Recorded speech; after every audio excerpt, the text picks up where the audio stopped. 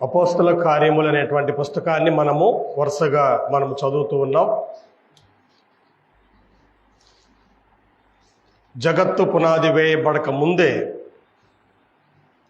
దేవుడు భూమి మీద తన రాజ్యాన్ని స్థాపించాలని సంకల్పించాడు. ఇంకా సృష్టి కూడా ఏర్పాటు అవ్వలేదు,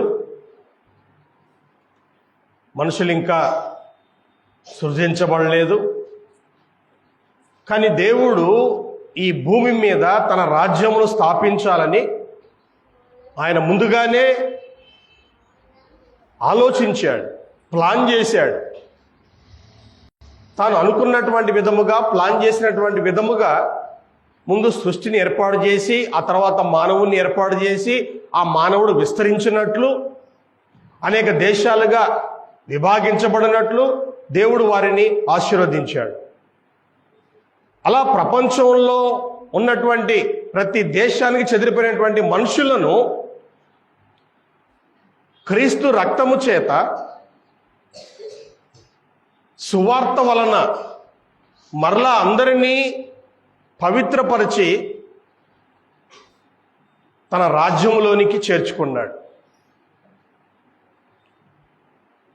దేవుడు అన్నీ అనుకున్నట్టుగానే ఆయన తన చిత్తాన్ని భూమి మీద జరిగించి రాజ్యాన్ని ఏర్పాటు చేశాడు. క్రీస్తు ద్వారా తన రాజ్యాన్ని భూమి మీద ఏర్పాటు చేశాడు.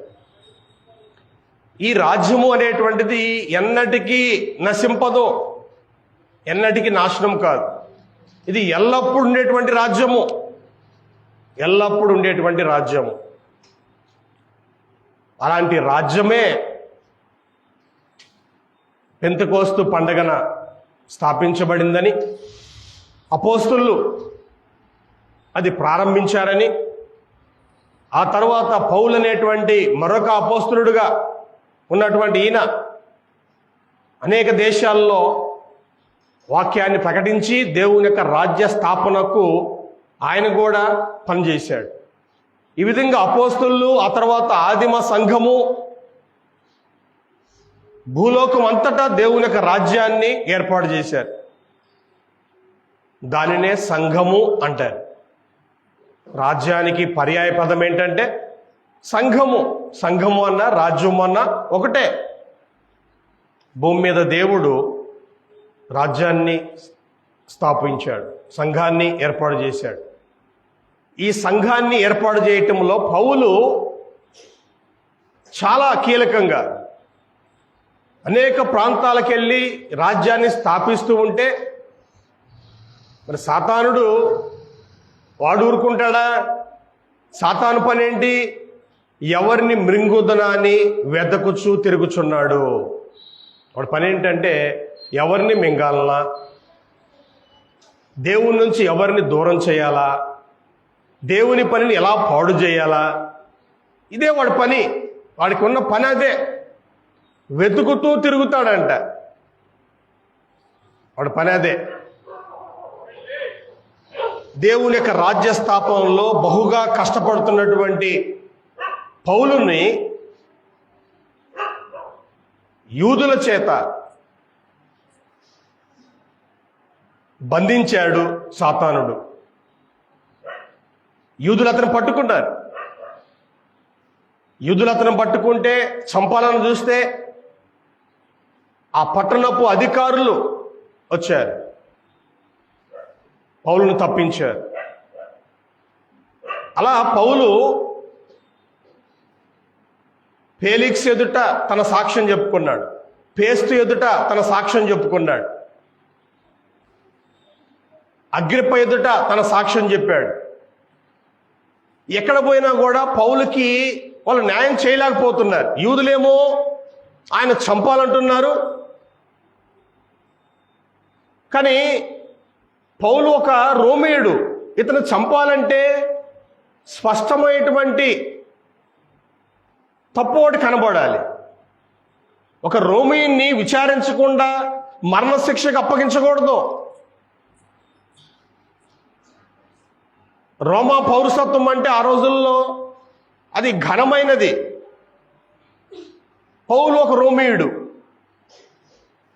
కాబట్టి యూదులు చంపండి చంపండి అన్నా కానీ అధికారులు అతన్ని చంపటానికి నిరాకరిస్తున్నారు. కారణం ఏంటంటే పౌలులో సరైనటువంటి తప్పు దొరకట్లా, మరణానికి తగినటువంటి తప్పు దొరకట్లా.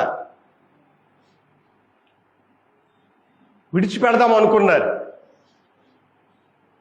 వదిలేద్దాం అనుకున్నారు పౌలుని అధికారులు. కానీ పౌలు ఏమన్నాడంటే, లేదు లేదు, నేను కైసర్ దగ్గరికి వెళ్తాను. కైసరు అంటే రోమా సామ్రాజ్యానికి అధిపతి, పెద్ద, ఇంకా ఆయనకు మించిన వాళ్ళు లేడు. ఇంకా ఆయన కైసర్ అంటారు. నేను ఆయన దగ్గరికి వెళ్తాను, నా కేసుని ఆయన దగ్గర తీసుకెళ్తాను అని పౌలు అనకపోతే అగ్రిప్ప, పేస్తు వీళ్ళిద్దరూ కలిసి అతన్ని విడుదల చేయాలని నిర్ణయించుకున్నారు. కానీ పౌలేమో నేను చక్రవర్తి దగ్గరికి వెళ్తాను అన్నాడు. ఇక వాళ్ళు చేసేదేం లేక పౌలుని చక్రవర్తి దగ్గర తీసుకెళ్ళడానికి ఏర్పాట్లు చేశారు. ఈరోజు దాన్ని మనం చూడబోతున్నాం. 26 అధ్యాయాలు మనం ముగించుకున్నాము. ఈరోజు 27వ అధ్యాయాన్ని మనం ప్రారంభించుకుందాం. మేము ఓడ ఎక్కి ఇటలీ వెళ్ళవలనని నిర్ణయమైనప్పుడు, ఇక్కడ మేము అనే పదం వచ్చిందంటే లూకా వారితో పాటు ఉన్నాడని అర్థం. లూకా ఉన్నాడని అర్థం. అంటే పౌలుని ఇటలీకి తీసుకెళ్ళాలని నిర్ణయించుకున్నారు. అంటే చక్రవర్తి దగ్గరికి, రోమా సామ్రాజ్యానికి అధిపతి ఎక్కడ ఉంటాడంటే ఇటలీ దేశంలో ఉంటాడు, రోమ్ నగరంలో ఉంటాడు. కాబట్టి అంటే లూకా కూడా ఇప్పుడు వారితో ఉన్నాడు. మేము ఓడ ఎక్కి ఇటలీ వెళ్ళవల్లని నిర్ణయమైనప్పుడు, ఒక ఓడలో వీళ్ళందరినీ పంపించాలని అధికారులు నిర్ణయించారు. వారు పౌలును మరికొందరు ఖైదీలను ఐగుస్తు పటాలములో శతాధిపతి అయిన యూలు అనువానికి అప్పగించిరి. ఒక శతాధిపతికి అప్పగించారంట. జాగ్రత్తగా పౌలుని మీరు ఇటలీ దేశాన్ని తీసుకెళ్ళాలి, చక్రవర్తి ముందు హాజరుపరచాలని యూలి అనేటువంటి ఒక శతాధిపతికి పౌలుని మిగతా కొంతమంది ఖైదీలను అప్పగించారండి. ఆసియా దరివెంబడినున్న పట్టణములకు ప్రయాణం చేయబోవు అద్రముత్య పట్టణపు ఓడ ఎక్కి మేము బయలుదేరితిమి.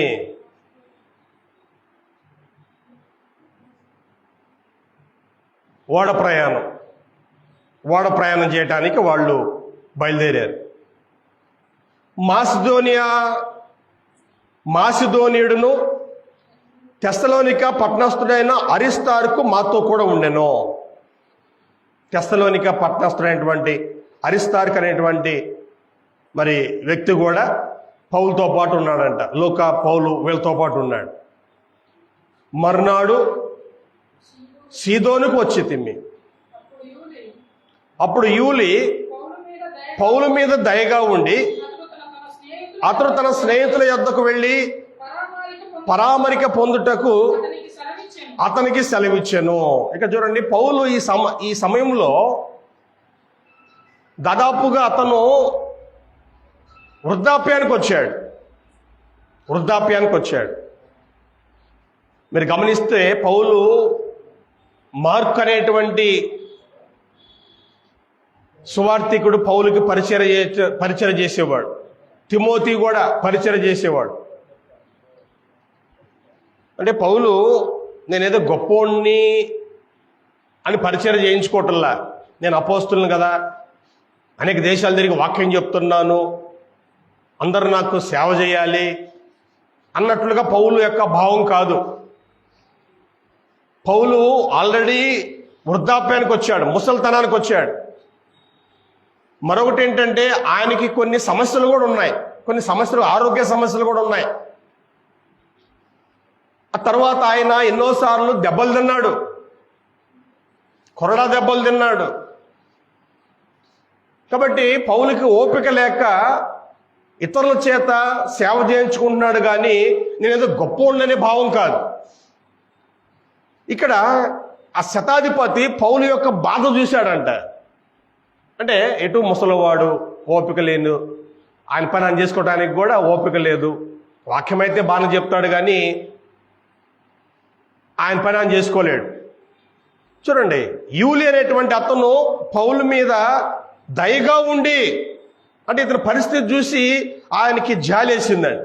జాలేసి అతను తన స్నేహితుల యొద్దకు వెళ్ళి పరామరిక పొందుటకు అతనికి సెలవిచ్చాను. అయ్యా నువ్వు, అంటే వాస్తవానికి అతనికి సంఖ్యలు వేసి బంధించి ఎటు పంపేరు. అసలు ఎటన్నా బాత్రూమ్కి వెళ్ళాలన్నా సెక్యూరిటీ ఉంటుంది కదా, ఒక ఖైదీ బాత్రూమ్కి వెళ్ళాలన్నా. కానీ ఆ యూలి అనేటువంటి అతను ఏం చేశాడంటే, అయ్యా నీవు నీ స్నేహితులతో పని చేయించుకో, వాళ్ళ సహాయం నువ్వు తీసుకో అని చెప్పి సెలవిచ్చాడంట. చూడండి, అంటే ఇక్కడ మనం ఏం గమనించాలంటే, మనము దేవుని ఎదుట యథార్థంగా ప్రవర్తిస్తున్నామంటే దేవుడు మనకి ఏది అవసరం ఉందో దేవునికి ముందుగా తెలుసు అంట. మత్తయి సువార్త 6వ అధ్యాయంలో యేసు ప్రభు చెప్పింది అదే. చాలాసార్లు మనం ఏమనుకుంటామంటే మన గురించి మనమే ఆలోచించుకోవాలి అని మనం అనుకుంటామండి. మత్తయి సువార్త 6వ అధ్యాయంలో ప్రభు మనం ప్రార్థన చేసేటువంటి విధానాల గురించి మాట్లాడుతూ ఒక మాట చెప్పాడండి 8వ వచనంలో. 8వ వచనము, మీరు మీ తండ్రిని అడగక మునిపే మీకు అక్కరగా ఉన్నవేవో ఆయనకు తెలియను. చూడండి, మనం ఏమనుకుంటామంటే నా గురించి నేనే శ్రద్ధ తీసుకోవాలి, నా గురించి ఎవరు ఆలోచించట్లేదు అని మనం అనుకుంటాం. మనకి ఏది అవసరమో దేవునికి ముందుగా తెలుసు అండి. దేవునికి ముందుగా తెలుసు. ఆయన తప్పకుండా మనకి సహాయం చేస్తాడు. చూడండి, పౌలు యొక్క పరిస్థితిని దేవుడు గుర్తించి యూలి యొక్క మనసును దేవుడు కరిగేటట్లుగా చేశాడు. వాస్తవానికి అతను శతాధిపతి, అతనేమో అధికారి, పౌలేమో ఒక ముద్దాయి. ముద్దాయి అంటే ఎవరైనా సరే లెక్క చేయరు. చూడండి, దొంగని ఎవరు లెక్క చేయరు. పోలీస్ ఆయన దొంగ లెక్క చేస్తాడా? ఎట్టబడితే అట్ట మాట్లాడతాడు, గౌరవం ఇయ్యడు. అటుపోరా ఇటురారా అంటాడు. కానీ చూడండి, యూలి అనేటువంటి అతను శతాధిపతి అయి ఉండి పౌలు మీద దయగా ఉన్నాడంట. దయగా ఉండి, అయ్యా నువ్వు నీ యొక్క స్నేహితుల దగ్గర పరామరిక పొందు, వాళ్ళ సహాయం నువ్వు తీసుకో అని చెప్పి కొంత లూజ్ ఇచ్చాడంట. వాస్తవానికి అలా చేయకూడదు, కానీ శతాధిపతి అలా అతనికి కొంత వెసులుబాటు కల్పించాడంట. అక్కడి నుంచి బయలుదేరిన తర్వాత ఎదురుగాలి కొట్టుచున్నందున, సరే మొత్తానికి వాళ్ళు ఓడలో ప్రయాణం చేస్తున్నారు. వాళ్ళు బయలుదేరుతూ ఉంటే ఎదురుగాలి కొట్టినందున కుప్రచాటును ఓడ నడిపించితిమి. ఓడ ప్రయాణం ఎలా ఉంటుందంటే, ఓడ ప్రయాణము, ఓడైనా కానీ విమాన ప్రయాణం అయినా కానీ ఇవి వాతావరణాన్ని బట్టి ఉంటాయి. ఇప్పుడు మనం విమాన ప్రయాణం చూస్తున్నాం కదా, కొన్నిసార్లు విమానాలని ఆపేస్తారు. వాటికి వాతావరణం అనుకూలించాలి. బస్సు, ట్రైన్ అనుకోండి, వర్షం వచ్చినా ఏదొచ్చినా అది పోతూనే ఉంటాయి. కానీ ఈ ఓడ ప్రయాణాలు, విమాన ప్రయాణాలు చాలా జాగ్రత్తగా ఉండాలి. ఇక్కడ గొప్ప ఎదురుగాలి వాళ్ళు కొడతా ఉందంట. ఎదురుగాలి వస్తుంటే ఓడ నడిపించడం కష్టం. కాబట్టి వాళ్ళు వేరే రూట్లో వెళ్తా ఉన్నారండి. మరియు కిలికియకును పంపులియకు ఎదురుగా ఉన్న సముద్రము దాటి లుకియాలో ఉన్న మూరకు చేరితిమి. అక్కడ శతాధిపతి ఇట్లీ వెళ్ళనై ఉన్న అలెగ్జాంద్రియా పట్టణపు ఓడ కనుగొని అందులో మమ్మల్ని ఎక్కించాను. చూడండి, ఈ ఓడని తీసేసి ఇంకొక ఓడ, అంటే వాళ్ళు వెళ్ళాలనుకున్న రూట్లో వెళ్ళకపోతున్నారు. వాళ్ళ రూటు వేరే, కానీ ఇప్పుడు వాళ్ళు ఎదురుగాలి వస్తుంది కాబట్టి వాళ్ళు వేరే వేరే ప్రాంతాలు తిరిగి వెళ్తున్నారు. ఇప్పుడు వాళ్ళు మరొక ఓడని ఎక్కి ప్రయాణం చేస్తున్నారంట. మొత్తానికి వాళ్ళు వేరే ఓడలో ఎక్కారు. అనేక దినములు మెల్లగా నడిచి, చూడండి వాళ్ళకి చాలా కష్టమవుతా ఉంది. ఓడ ప్రయాణం చాలా కష్టమవుతా ఉంది. ఎలాగోలాగా మెల్లగా వాళ్ళు ఓడని నడిపించుకుంటూ ఎంతో కష్టపడి క్నీదుకు ఎదురుగా వచ్చినప్పుడు గాలి మమ్మును పోనీయకున్నందున క్రేతు చాటున సల్మేనే ధరిన ఓడ నడిపించేదిమి. బహు కష్టపడి దాన్ని దాటి మంచిరేవులు అని ఒక స్థలమునకు చేరితిమి. దాని దగ్గర లసయ్య పట్టణం ఉండెను. ఇక చూడండి, ఓడ ప్రయాణం చాలా కష్టమవుతా ఉంది. వాళ్ళు కష్టపడి అటు ఇటు నడుపుకుంటా మొత్తానికి వాళ్ళు వెళ్తా ఉన్నారు. చాలా కాలమైన తర్వాత ఉపవాస దినం కూడా అప్పటికి గతించినందున ప్రయాణం చేయుట అపాయకరమై ఉండెను. పెద్ద గాలి వస్తుంది. ఇక వాళ్ళు భయపడిపోయి భోజనం కూడా మానేశారంట. తిండి కూడా తింటలా. వామ్మో ఏమైపోతామో ఏందో అని చెప్పి ఒకరోజు భోజనం మానేశారంట. ఒకరోజు గడిచిపోయిందండి. వాళ్ళు అన్నం తినకుండా ఒకరోజు గడిచిపోయిందండి. ప్రయాణం చేయుట అపాయకరమై ఉండెను. చాలా ప్రమాదంలో ఉన్నారు వాళ్ళు. ఓడ ప్రయాణం అంటే ఎలా ఉంటుందంటే అది నీటి మీద ప్రయాణం కదా, ఎక్కడ మునిగిపోతామో తెలియదు. ఒక్కసారి మునిగిపోయారంటే ఇంకంతే, సజీవ సమాధి కావాల్సిందే.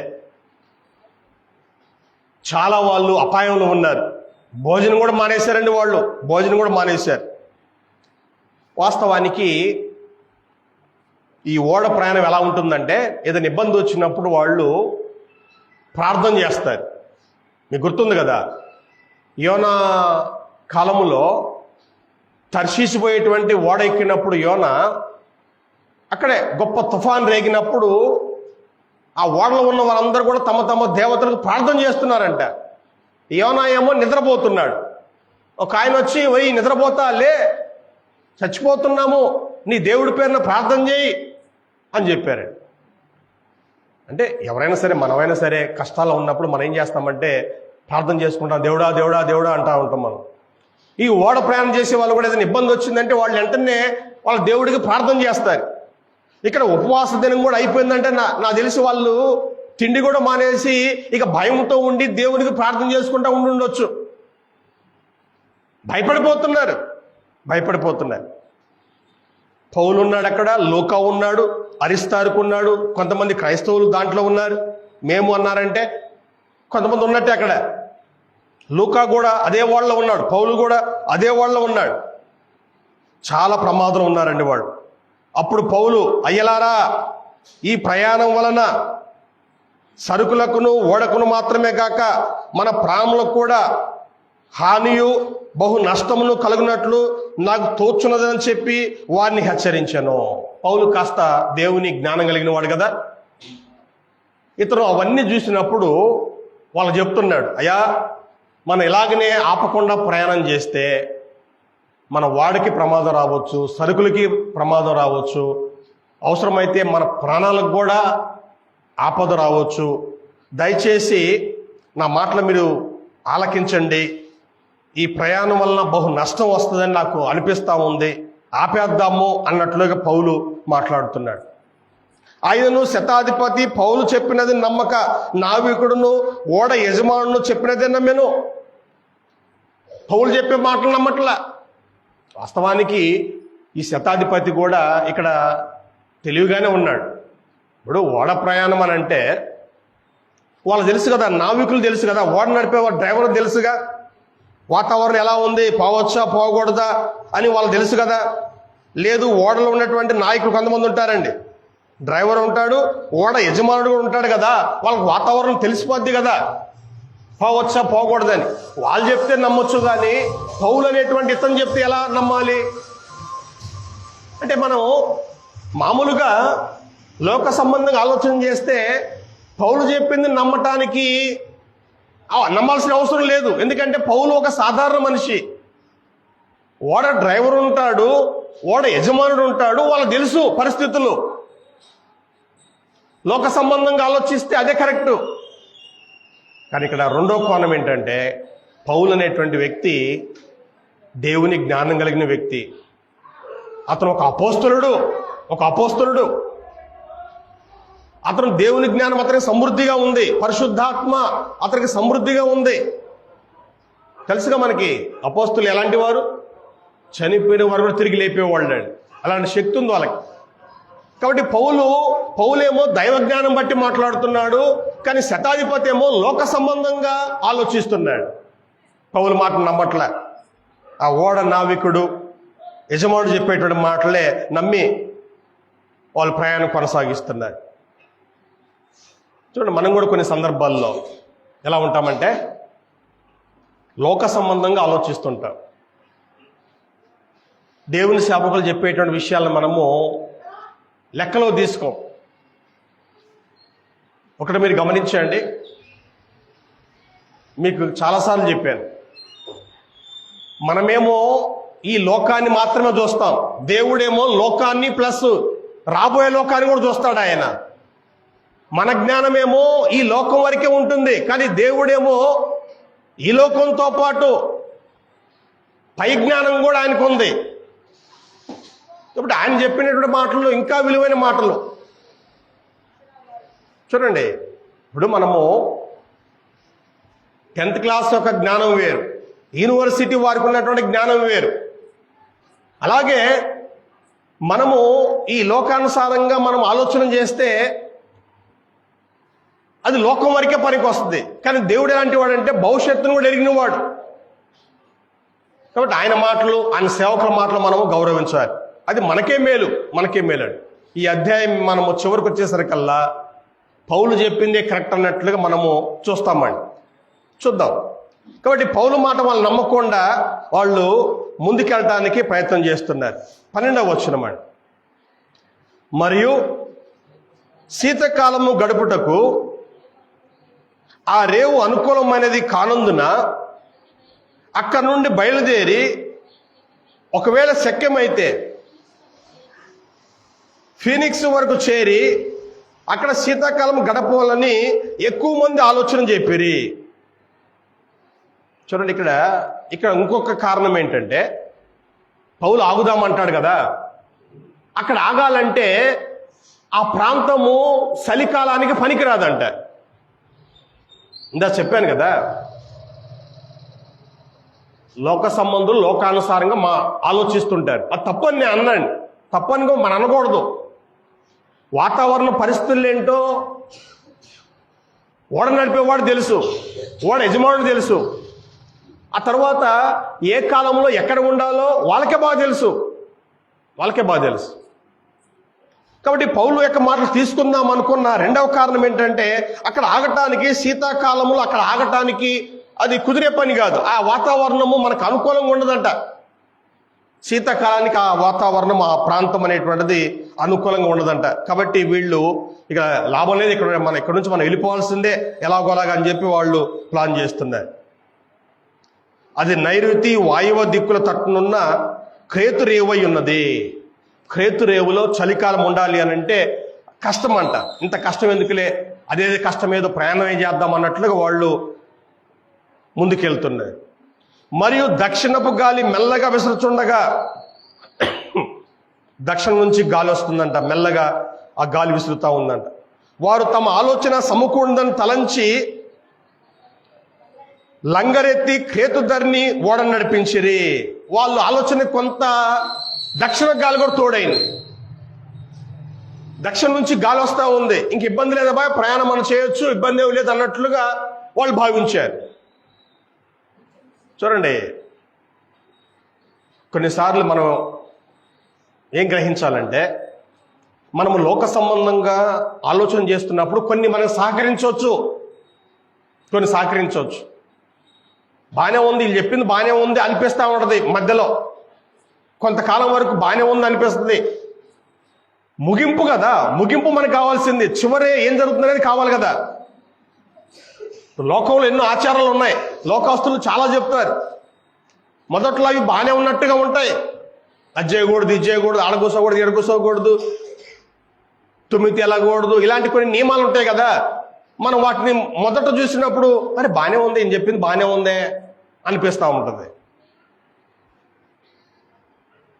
కానీ ముగింపు ఎలా ఉందనేటువంటి చూడాలని.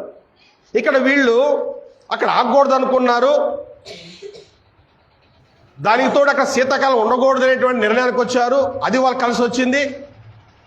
పౌలు ఆగమంటే వాళ్ళు ఆగమన్నారు. మొదటి కారణం ఏంటంటే ఇక్కడ శీతాకాలం ఉండలేము అసలు అనుకుంటున్నారు. ఆ తర్వాత దక్షిణము గాలి వస్తూ ఉంటే ఇక మనం మెల్లగా వెళ్ళాల్సిందే, ఈ గాలి కూడా మనకు తోడైపోయింది, మనం ఇంకా క్షేమంగా వెళ్ళొచ్చు అనేటువంటి భావంలో వాళ్ళు వెళ్తా ఉన్నారంట. కొంచెము సేపు అయిన తర్వాత చూడండి, కొంచెము సేపు అయిన తర్వాత ఊరకులోను అను పెనుగాలి క్రేతి మీద నుండి విసిరేను. ఇందా చెప్పాను కదా, కొంచెము సేపు అయిన తర్వాత. మొదట్లో బాగానే ఉంటుందండి, మొదట్లో బాగానే ఉంటుంది, తర్వాత కదా.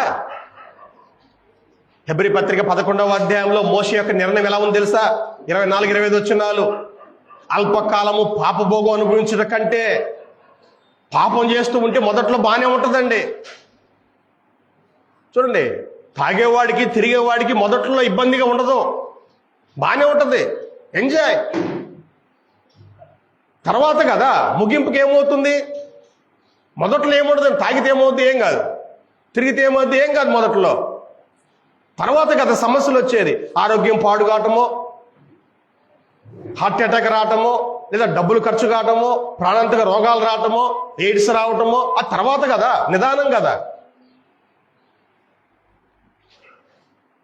వీళ్ళు శీతాకాలం ఇక్కడ ఉండకూడదు అని అనుకున్నారు, అది వాస్తవమే. రెండవది దక్షిణ గాలి వస్తూ ఉంది, ఈ గాలికి మనం వెళ్ళొచ్చు, ఇబ్బంది ఏం లేదు అని అనుకున్నారు, అది మంచిదే, అది తప్పేం కాదు.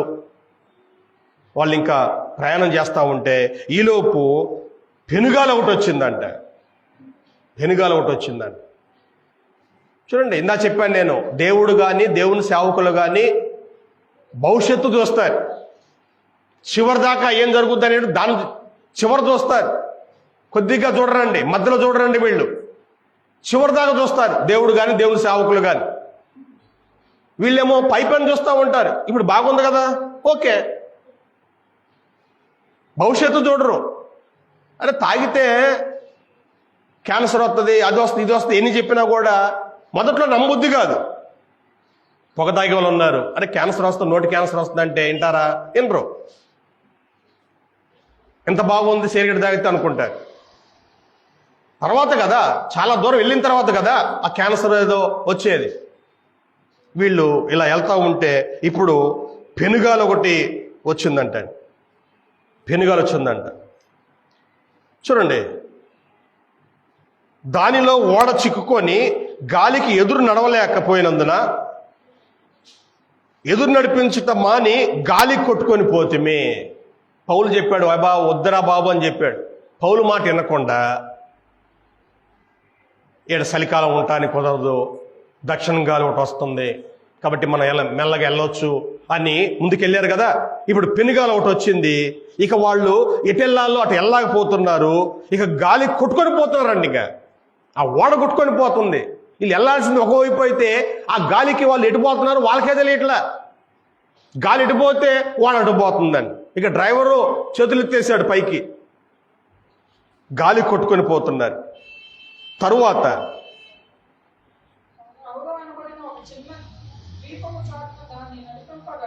కౌదాను ఒక చిన్న దీపం అంట చాటును దాన్ని నడిపింపగా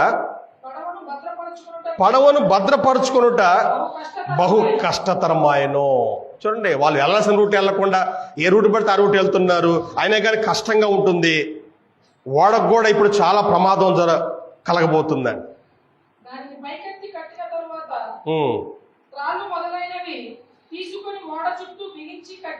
చూడండి, ఓడని వాళ్ళు జాగ్రత్త చేసుకుంటున్నారు, తాళ్ళు బాగా బిగించి బలంగా కడుతున్నారంట.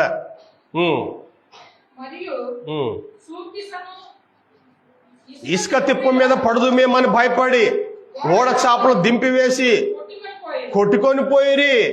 చూడండి, ఇసుక మీద పడతామేమో, ఇసుక దిబ్బల మీద పడతామేమో భయపడిపోయి ఓడ చాపలు దించేసి కొంతమంది కొట్టుకొని పోయారంట. మిక్కిలి పెద్ద గాలి కొట్టుచున్నందున మరునాడు సరుకులు పారవేయసాగిరి.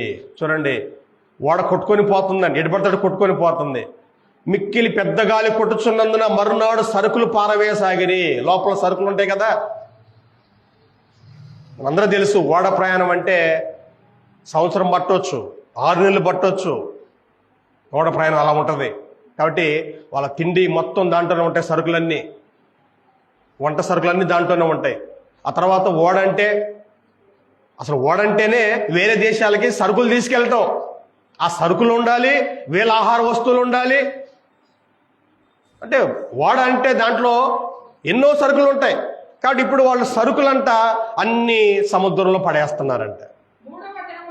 చూడండి ఎంత నష్టమో చూడండి. పౌలు చెప్పాడు, అయ్యా మనం వెళ్తే ఓడకి నష్టం జరుగుద్ది, సరుకులకు నష్టం జరుగుద్ది, మన ప్రాణాలకు కూడా నష్టం జరుగుద్ది అని నాకు తోస్తుందయ్యా అని చెప్పినా ఇలా ఇప్పుడు ఓడ ప్రమాదంలో పడిపోయింది. ఆ తర్వాత సరుకులు మొత్తం సముద్రంలో పడేస్తున్నారండి. సరుకులు మొత్తం పడేస్తున్నారు. చూడండి, డబ్బులు దండగా. ఇప్పుడు వాళ్ళందరూ కూడా తిండి లేదు. తర్వాత మన కిందకు వచ్చిన చూస్తాం 14 రోజులు వాళ్ళు తిండి లేకుండా తిరిగారంట. 14 రోజులండి. ఇప్పుడు సరుకులు పడేస్తున్నారంట. తర్వాత మూడవ దినమందు తమ చేతులారా ఓడ సామాగ్రి పారవేసిరి. 3వ రోజునంట ఓడ సరుకులు కూడా పడేశారంట. ఓడలో సరుకులు ఉంటాయి కదా, ఓడవాళ్ళు ఉంటాయి కదా, ఓడ నడిపే వాళ్ళు ఎక్స్ట్రా ఉంటాయి కదా, వస్తువులు ఉంటాయి కదా, అవన్నీ కూడా ఓడ సామాగ్రి కూడా సముద్రంలో పడేశారంట. కొన్ని దినములు సూర్యుడైనను నక్షత్రములైన కనబడక పెద్ద గాలి మా మీద కొట్టినందున ప్రాణములతో తప్పించుకుందునను ఆశ బొత్తిగా పోయేను. కొన్ని రోజుల దాకా వాళ్ళు సూర్యుని చూడలేదంట, నక్షత్రాలు కూడా కనపడలేదంట. అంటే పూర్తిగా మబ్బులు గమ్మేసిని, పూర్తిగా పగులు రాత్రి మొత్తం మబ్బులు గమ్మేసిని. పగలేమో సూర్యుడు కనపడట్లా, రాత్రులు అయితే నక్షత్రాలు కూడా కనపడట్లా. కొన్ని రోజుల దాకా వాళ్ళు చిమ్మ చీకట్లో ఉన్నారు.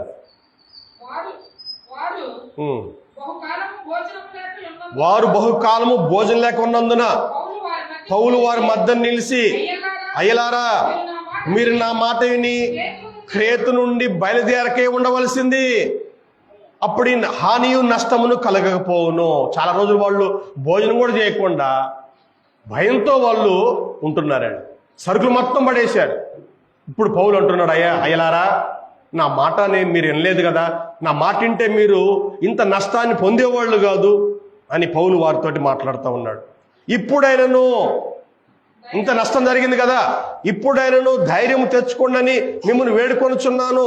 ఓడకే గాని మీలో ఎవరి ప్రాణముకైనను హాని కలగదు. నేను ఎవరిని వాడనో ఎవరిని సేవించున్నానో ఆ దేవుని దూత గడిచిన రాత్రి నా యొద్ద నిలిచి, సౌలా భయపడకము, నీవు కైసరు ఎదురు నిలవలసి ఉన్నది, ఇదిగో నీతో కూడా ఓడలో ప్రయాణమే పోవచ్చును, వారందరినీ దేవుడు నీకు అనుగ్రహించి ఉన్నాడను నాతో చెప్పాను. కాబట్టి అయ్యలారా ధైర్యం తెచ్చుకొనుడి, నాతో దూత చెప్పిన ప్రకారము జరుగునని నేను దేవుని నమ్ముచున్నాను. అయినను మనము కొట్టుకొని పోయి ఏదైనా ఒక ద్వీపం మీద పడవలసి ఉండునని చెప్పాను. అయ్యా దేవుని యొక్క దూత రాత్రి నాతో మాట్లాడాడు. దేవుడు తన దూతను పంపించాడు. పౌలా నీకు గాని నీతో పాటు వాళ్ళు ఎంతమంది ఉన్నారో ఎవరికి కూడా ప్రాణహాని జరగదు, ఒక్కరు కూడా చనిపోరు. ఓడకి ఇబ్బందే, సరుకులకి ఇబ్బందే, కానీ ఏ ఒక్క మనిషి కూడా, ఏ మనిషికి హాని జరగదో, ఏ మనిషి చనిపోడు అని దేవుడు నాతో దూత ద్వారా చెప్పించాడు. నేను అది నిజమని నమ్ముతున్నాను, మీరు భయపడొద్దు అని పౌలు వారిని ధైర్యపరుస్తున్నాడు. 14వ రాత్రి వచ్చినప్పుడు మేము అద్రియా సముద్రంలో ఇటు అటు కొట్టుకొని పోవచ్చుండగా అర్ధరాత్రి వేళ ఓడవారు ఏదో ఒక దేశము దగ్గర పడుచుందని ఊహించి బుడుగు వేసి చూసి 20 బార్ల లోతని తెలుసుకొని, ఇంకా కొంత దూరం వెళ్ళిన తర్వాత మరలా బుడుగు వేసి చూసి 15 బార్ల లోతని తెలుసుకొని, అప్పుడు రాతి తిప్పలు గల చోట్ల పడుదుమేమో అని భయపడి వారు ఓడ అమరులో నుండి 4 లంగర్లు వేసి ఎప్పుడు తెల్లవారునని కాచుకొని ఉండిరి. అయితే ఓడవారు ఓడ విడిచి పారిపోవాలని చూసి తాము అడవిలో నుండి లంగర్లు వేయబోచుండగా సముద్రంలో పడవ దింపివేసిరి. అందుకు పౌలు, మీరు ఓడలో ఉంటేనే గాని మీరు తప్పించుకోలేరని శతాధిపతితోనూ సైనికులతోనూ చెప్పాను. వెంటనే సైనికులు పడవత్రాలు కోసి దాన్ని కొట్టుకొని పోనిచ్చిరి. చూడండి, లోపల పడవలు కూడా ఉంటాయి. ఓడలో కొన్ని చిన్న చిన్న పడవలు కూడా ఉంటాయి. ఏదైనా ఆపద వచ్చినప్పుడు వాటిలోంచి తప్పించుకోవచ్చని వాళ్ళు కొన్ని పడవలు కూడా వాళ్ళలో పెట్టుకుంటారు. వీళ్ళు ఏం ప్లాన్ చేశారంటే ఆ పడవ మీద పారిపోవాలని ప్లాన్ చేశారంట. కానీ పౌలు చెప్పాడు, మీరు ఓడలో ఉంటేనే తప్పించుకుంటారు, ఓడ దాటారా మీరు చనిపోతారు అని వారిని హెచ్చరించాడండి. కానీ వాళ్ళందరూ కూడా ఇంకా ఆ ప్రయత్నాలు మానేసి ఇప్పుడు వాళ్ళు ఆ ఓడలోనే ఉన్నారండి. తెల్లవారుచుండగా పౌలు చూడండి, 14 రోజుల నుంచి వాళ్ళు ఏం పుచ్చుకొనకుండా ఉపవాసంతో కనిపెట్టుకున్నారు కనుక ఆహారం పుచ్చుకొనుడని మిమ్మల్ని వేడుకొనుచున్నాను, ఇది మీ ప్రాణ రక్షణకు సహాయం మగును. చాలండి, ఇంతవరకు ముగించుకుందాము, తర్వాత మనము జ్ఞాపం చేసుకుందాం. ఇక్కడ విషయం ఏంటంటే, మొదట్లో పౌలు మాటలు వాళ్ళు వినలేదు, ఆ తర్వాత మెల్లమెల్లగా వాళ్ళు పౌలు యొక్క మాటలు వింటున్నారు. ఓడలు ఉంటేనే అని అంటే ఆ పడవని వదిలేశారండి. వాళ్ళు తాళ్ళు కోసి దాన్ని వదిలేశారు. తప్పించుకుందాం అనుకున్నారు పడవ మీద.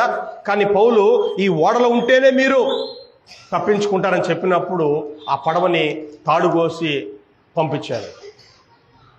అంటే ఇక్కడ విషయం ఏంటంటే, మనం ఏం నేర్చుకుంటున్నామంటే, దేవుడు కొన్ని సందర్భాల్లో తన దూతల ద్వారా వర్తమానం చెప్పినప్పుడు మనం వాటిని గౌరవిస్తే మేలు పొందుతాము. అలా కాకుండా మనం దేవుని సేవకులను గౌరవించకుండా లోకానుసారంగా ఆలోచన చేసి, మొదట్లో అది బాగానే ఉంటుంది, లోకానుసారంగా ఆలోచన చేసి మనము బాగుపడవచ్చు, క్షేమంగా ఉండొచ్చు అని అనుకుంటే నువ్వు దాన్ని సాధించలేవు. దేవుని సేవకులు ఏం చెప్తున్నారు వినండి. దేవుని సేవకులు చెప్తున్నారంటే అది వారి సొంత మాటలు కాదు, దేవుడు వాళ్ళ చేత పలికిస్తున్నాడు. దేవుడు ఇచ్చిన జ్ఞానము వారికి అది. కాబట్టి దేవుని సేవకులను గౌరవిస్తే పరిస్థితులు బాగుంటాయి. ఇప్పుడు వాళ్ళు మొదట్లో పౌలు మాట వినలేదు, కానీ తర్వాత వాళ్ళు పౌలు మాటలు విన్నారు, అందరూ క్షేమంగా బయటపడ్డారు. ఆ విషయాలు మనం తర్వాత ఆలోచన చేద్దాము. అయితే ఈరోజు మనం నేర్చుకున్న విషయం ఏంటంటే దేవుని సేవకులు చెప్పిన దానిని మనము గౌరవించాలి, పాటించాలి. అది మనకు క్షేమము. లేదులేండి మా పరిస్థితులు మేము చూసుకుంటాం అని లోకానుసారంగా జీవిస్తే నష్టపోయేది మనమే. కాబట్టి ఆలోచన చేసుకుందాం. దేవుని సేవకులు చెప్పే మాటలు, దేవుని యొక్క వాక్యం చెప్పేది మనం విని నడుచుకుందాం. అందరం క్షేమంగా ఉందాం. మీ అందరికీ వందనాలు తెలియజేస్తూ ఈ మాటలు ముగిస్తున్నాను. ప్రార్థన చేసుకొని మనము కోరికను ముగించుకుందాం.